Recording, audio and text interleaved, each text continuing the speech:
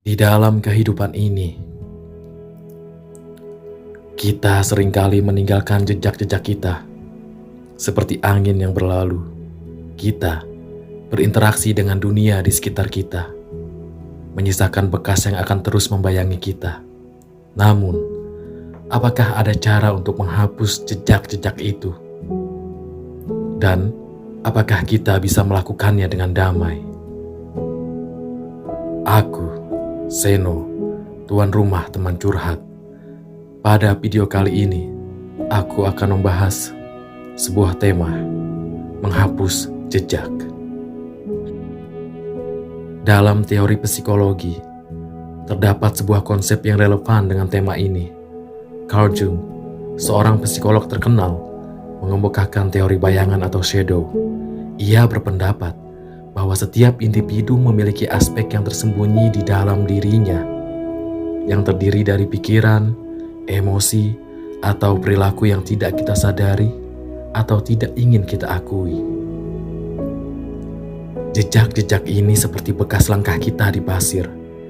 Mereka mewakili bagian yang mungkin ingin kita hapus, mengabaikan, atau bahkan menyembunyikan dari pandangan orang lain. Namun, Carl Jung mengajarkan bahwa menghapus jejak-jejak ini bukanlah solusi yang sejati.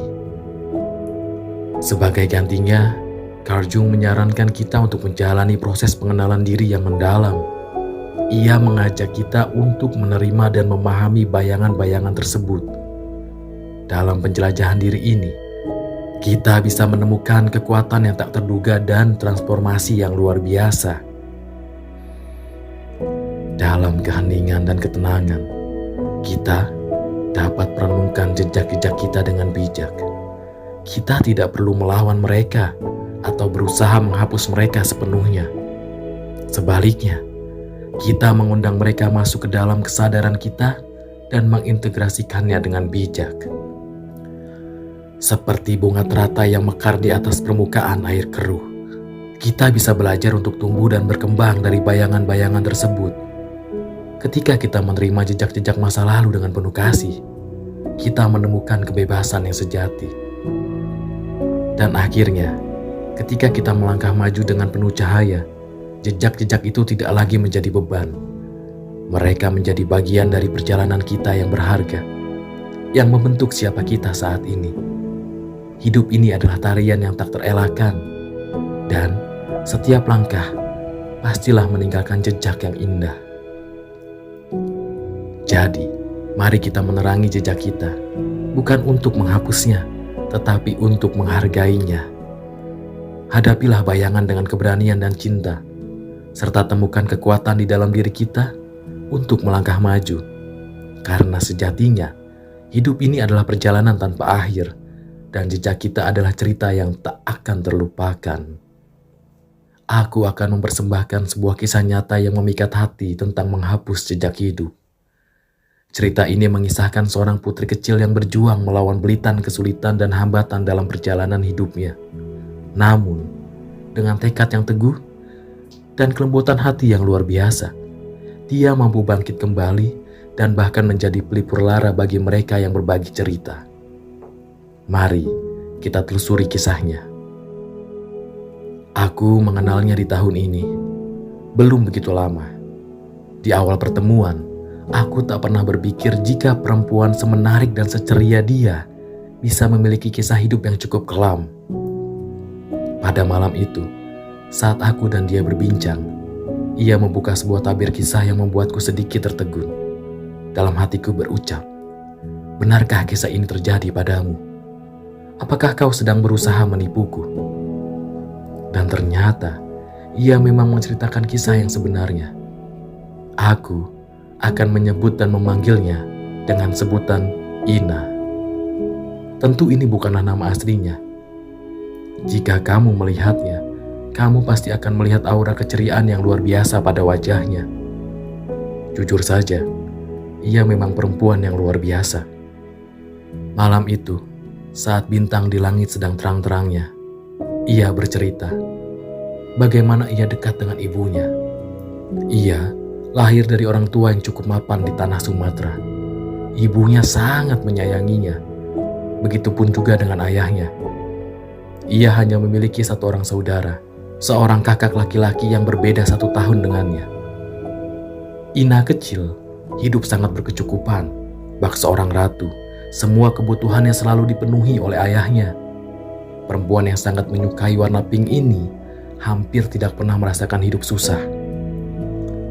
Ekonomi yang cukup dan orang tua yang sangat menyayangi, bukankah itu suatu kebahagiaan yang sangat indah?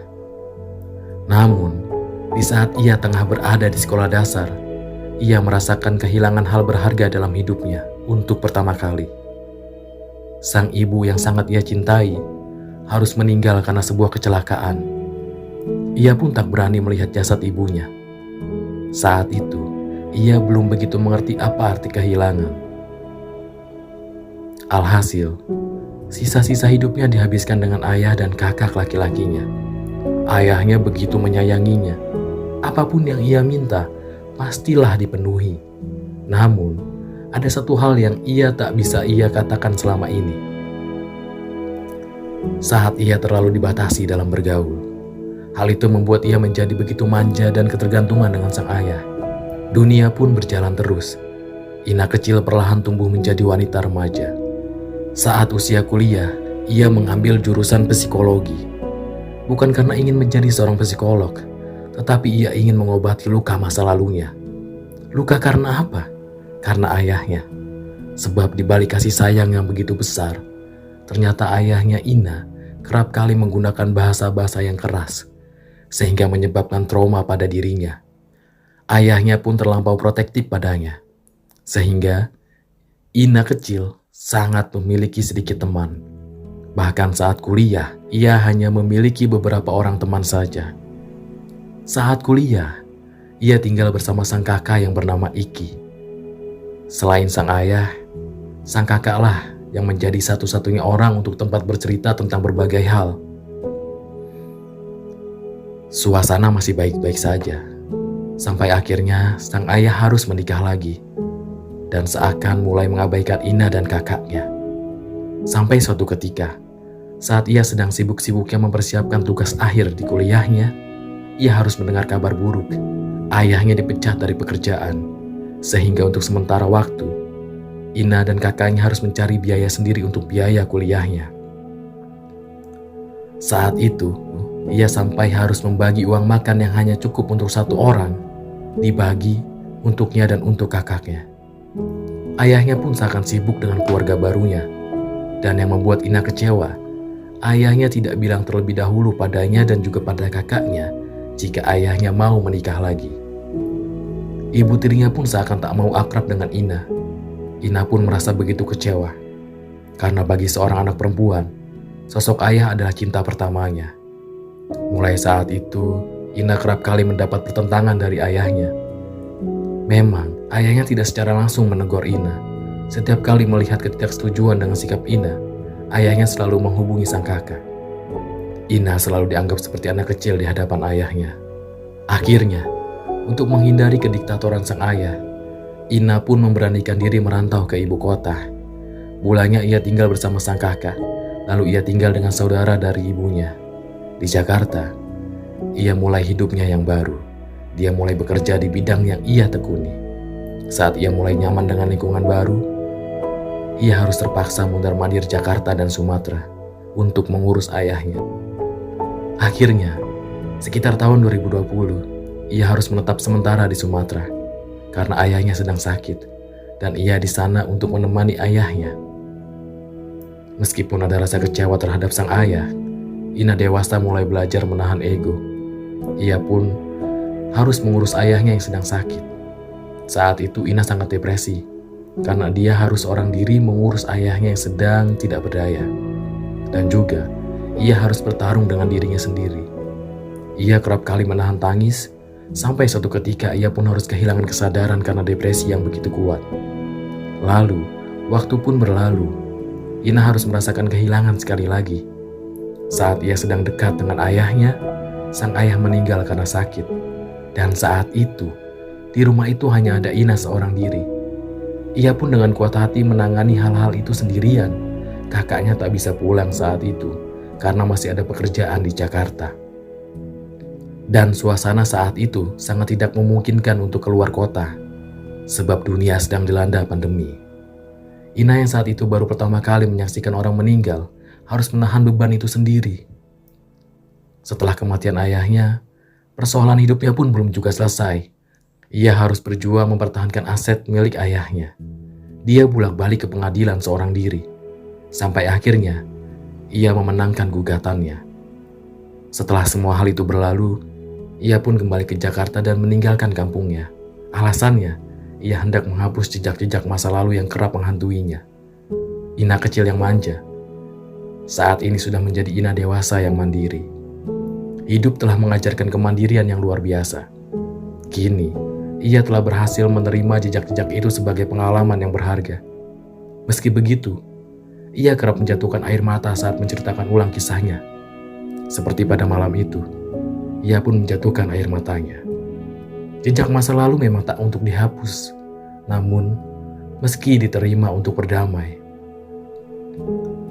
Selama bertahun-tahun, Ina menjalani proses penyembuhan yang mendalam. Ia terlibat di dalam berbagai kegiatan positif dan terus mengembangkan kelembutan hatinya. Yang luar biasa, di tengah perjalanan penyembuhannya, ia masih mampu menjadi tempat bagi mereka yang ingin berbagi cerita dan mencari dukungan. Sangat hebat. Begitulah, sahabat-sahabat. Kisah menghapus jejak dari seorang perempuan yang luar biasa. Kisah yang begitu menginspirasi. Ia membuktikan bahwa dengan kelembutan hati dan tekad yang bulat, kita mampu menghadapi masa lalu yang pahit dan muncul sebagai pemenang. Jangan pernah menyerah pada rintangan dalam hidup kita, karena setiap tantangan adalah kesempatan untuk tumbuh dan menghapus jejak masa lalu. Ina, dia telah mampu menerima jejak masa lalunya. Pertanyaannya, apakah aku bisa menghapus dan berdamai dengan jejak-jejak yang ditulisnya dalam hidupku? Seorang perempuan yang baik. Semoga kamu selalu berbahagia dan tenang selalu. Terima kasih telah menonton. Jangan lupa untuk memberikan suka, berlangganan, dan membagikan cerita ini kepada mereka yang membutuhkan inspirasi. Aku, Seno, pamit undur diri. Sampai jumpa di video berikutnya.